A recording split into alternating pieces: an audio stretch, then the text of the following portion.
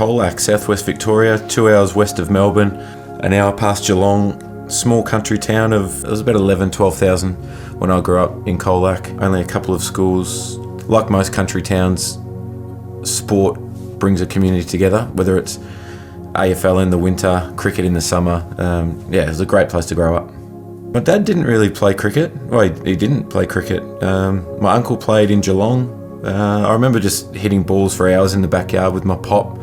My pop would underarm to me for hours, playing with my brother. That was the main one. His pop was a real influence. Yeah. And still is. He's in his 90s, but he still passionately watches Aaron. When I was about 5, grade prep, we moved out 10 minutes out of town and to a 3-acre block. So we had a lot more yard space in the front yard. It was great, actually. You had the hay shed there that was automatic wicky for, if you basically hit it behind point, you're out, caught behind. What about the time they were playing and the cricket ball come straight through our bedroom window and he come in and he said, "Can I have the ball back?" No.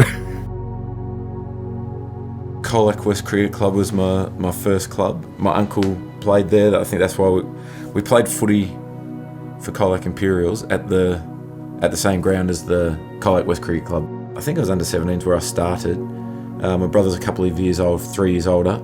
On the Saturday, I'd always pack a bag and hide it in the car because my brother didn't want to play with me. I was too young, but I always used to hide whites in the car just to make sure, like if someone didn't turn up, that I got to play. He'd be first out of the car and do a head count to see how many players were there. And he'd be really disappointed if they were all there. Yeah, fielding fine leg to fine leg. That was my main role when I was growing up, and then I was a wicket keeper. Yeah, that's how passionate he was about wanting to play with the big boys.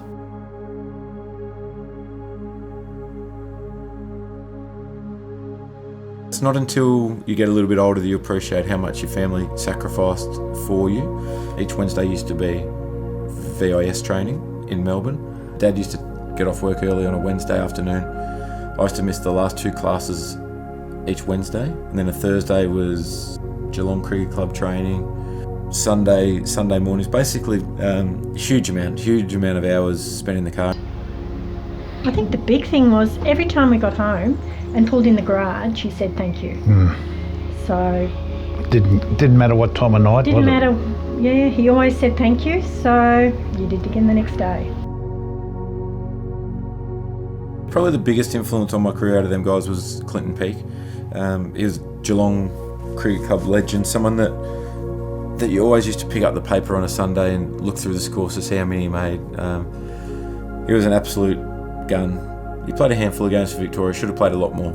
When he first arrived, the building blocks were there, a powerful, raw, hard-hitting, a lot of the things you associate with him now.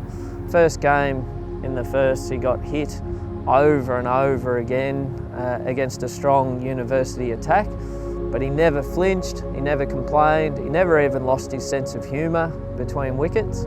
And at the end of the game, I remember saying to the group, heaven help the comp when he's good enough, because he's already the most courageous person here.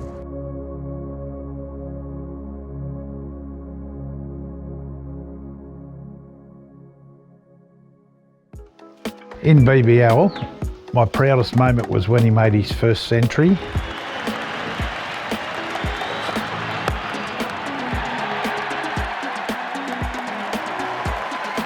And that was really, to me, special.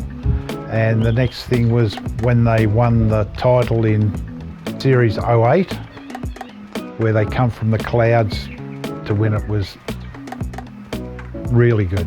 Here it is. The Renegades are champions of BBL 8. Yeah, I've pinched myself every now and then thinking about it. There's so many times when you're pretending that you're playing for Australia in the backyard, you're playing in a World Cup, you're playing in a Test match, whatever it might be. And that's what you're dreaming of. And the fact that I've been able to do that for 200 odd games has been, yeah, I'm very lucky. We'll probably look back on it in years to come and it'll be special, but at the moment it's just Aaron on the TV playing cricket, or we just go to the ground to watch him. But I'm sure, as time goes by, it'll become even more special.